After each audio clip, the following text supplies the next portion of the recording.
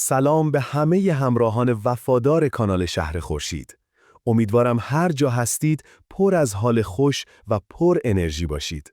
امروز میخوام در مورد یکی از حساس‌ترین و پیچیده‌ترین عملیات‌های نظامی 3 سال اخیر اوکراین علیه روسیه صحبت کنم. حتما تا حالا همتون از حمله پهپادی اوکراین به روسیه با خبر شده اید. البته این حمله فقط یک حمله پهپادی گسترده نیست، بلکه آغاز رسمی مرحله جدید از جنگ گسترده روسیه با کل شبکه نظامی آمریکا و متحدانش در ناتو است. جایی که ناتو با دقت، بی سر و صدا و البته کاملاً حساب شده از مهمترین خط قرمز روسیه عبور کرد. دوستان که تحلیل‌ها رو دنبال می‌کردند، یادشون هست که قبلتر عرض کردم با خروج آمریکا از جبهه مستقیم جنگ علیه روسیه، عملیات‌های ناتو ضد روسیه تقویت خواهد شد. خب بریم سراغ این عملیات خاص و خارق‌العاده.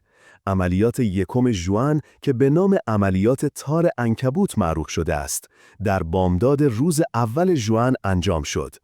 در این عملیات، سرویس امنیتی اوکراین با همکاری واحدهای ویژه اطلاعات نظامی ارتش اوکراین و زیر نظر مستقیم زلنسکی عملیاتی بی‌سابقه ای را اجرا کرد. هدف عملیات 5 پایگاه استراتژیک به همراه بمب‌افکن‌های روسیه در عمق خاک این کشور بوده است. مهمترین پایگاه مورد حمله قرار گرفته پایگاه اولنیا در منطقه مورمانسک بود، جایی که تصاویر ماهواره‌ای تنها چند روز قبل از حمله نشان میداد که دست کم 40 فروند هواپیمای بمب‌افکن تو 95 و تو 22 M3 در این پایگاه مستقر شده است. جنگنده بمب‌افکن‌هایی که حامل موشک‌های کروز با قابلیت حمل کلاهی که هسته‌ای‌اند. اما عملیات چطور اجرا شد؟ اینجاست که ماجرا از یک عملیات معمولی تبدیل به یک شاهکار مهندسی و جاسوسی میشه. ناتو با طراحی بسیار هوشمندانه دسته‌های پهپاد FPV انفجاری رو در کانتینرهای چوبی با سقف بازشونده جاسازی کرد. این کانتینرها توسط کامیون‌های غیرنظامی به نزدیکی پایگاه‌های روسیه منتقل شدند، بدون آنکه حتی رانندگان از محتوای واقعی بار خود اطلاعی داشته باشند.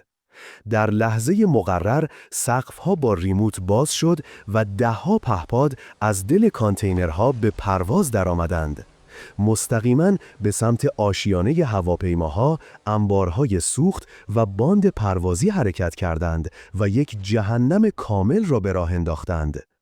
البته تعداد کامیونها خیلی بیشتر از این موارد بود، اما چندین عدد از آنها لو رفته و عملیات‌هایشان منتفی شد و در یک مورد راننده روسیه‌ای به بار خود شک می‌کنه و وقتی برای بازرسی میره با تله انفجاری مواجه شده و کشته می‌شود. مابقی رانندگان هم پیش از عملیات توسط جاسوس‌های مستقر در محل کشته شدند. بازم یادآور می‌شوم که این حمله تنها به معنای یک حمله پهپادی نبود. این یک عملیات دقیق، چند لایه و بر پایه فناوری‌های پیشرفته بود. سامانه‌های هدایت این پهپادها از طریق ماهواره و با بهره‌گیری از هوش مصنوعی اهداف خود را شناسایی و مورد اصابت قرار دادند. نقش پررنگ استارلینک و نقش حیاتی آن در این عملیات را به هیچ وجه دست کم نگیرید. شبکه ماهواره‌ای استارلینک نقش کلیدی در این عملیات ایفا کرد. پیش از این در 2 سال گذشته بارها در مورد خطر شبکه استارلینک علیه روسیه و حتی در آینده علیه ایران تحلیل‌هایی را کار کرده بودیم. اتصال به استارلینک هم برای ارتباط لحظه‌ای و هم برای انتقال داده‌های تصویری و حرارتی اهداف بسیار پر اهمیت بود. این سطح از هماهنگی و اطلاعات میدانی به روشنی نشون میده که پشت این عملیات فقط SBU یا ارتش اوکراین نبود، بلکه تیم‌های اطلاعاتی ناتو و به ویژه MI6 بریتانیا از ابتدا تا انتها درگیر ماجرا بودند. برخی از فرماندهان ناتو در این عملیات فقط در نقش پشتیبان نبودند، بلکه میتوان گفت به واقع فرمانده اصلی این عملیات بودند. اطلاعات منتشر شده از منابع غربی به ویژه واشنگتن پست و فاینانشال تایمز تایید می‌کنند که برنامه‌ریزی این حمله از 18 ماه قبل آغاز شده بود و با مشارکت مستقیم کارشناسان نظامی انگلیس و ایالات متحده و حمایت لوجستیکی از کشورهای همسایه روسیه به صورت مرحله به مرحله اجرا شده. درست در زمانی که پوتین با ترامپ مذاکره صلح می‌کرد، آنها برای حمله گسترده آماده می‌شدند. و این دقیقاً نشان می‌دهد که در این عملیات ناتو از خطوط قرمز بازدارندگی روسیه به صورت رسمی عبور کرده است. همان خطوط قرمزی که همیشه با کلمه هسته‌ای در جملات مقامات روسیه همراه بود. طبق دکترین رسمی دفاعی روسیه، حمله به زیرساخت‌های مربوط به بازدارندگی راهبردی هسته‌ای مانند بمب‌افکن‌ها میتونه به عنوان تهدید مستقیم علیه امنیت ملی در سطح هسته‌ای تلقی بشه. و این یعنی روسیه به لحاظ حقوقی میتونه به این حمله با ضربات سنگین متقابل حتی با ابزارهایی فراتر از جنگ متعارف پاسخ بده. اما تاکنون چنین واکنشی ندیده ایم و این سکوت خودش یک علامت خطرناک دیگه برای روسیه میتواند باشه. شاید همه بدانیم که اگر روسیه واکنش قاطع نشون نده پیامش چیه؟ پیامش برای ناتو اینه: روسیه بازدارندگی خودش رو از دست داده. و برای ساختار داخلی روسیه این پیام القا میشه که حاکمیت نتونسته از خطوط قرمز خودش دفاع کنه. دقیقاً همین تاکتیکی بود که آمریکا در لیبی، در عراق بعد از برخی حوادث اجرا کرد. اول ایجاد حفره در اعتماد عمومی، بعد شکاف در حاکمیت و در نهایت برهم زدن انسجام داخلی از طریق ترکیب حملات نظامی و روانی. در این میان نگرانی بیشتری برای مشکل همیشگی ایران یعنی ترکیه وجود دارد. دلیل این نگرانی این است که کارشناسان معتقدند که پرواز هواپیمای باری AN-112 از استانبول به بلفاست حاوی این تجهیزات بوده است. این هواپیما در گذشته بارها برای انتقال تجهیزات و نیروهای ویژه MI6 استفاده شده.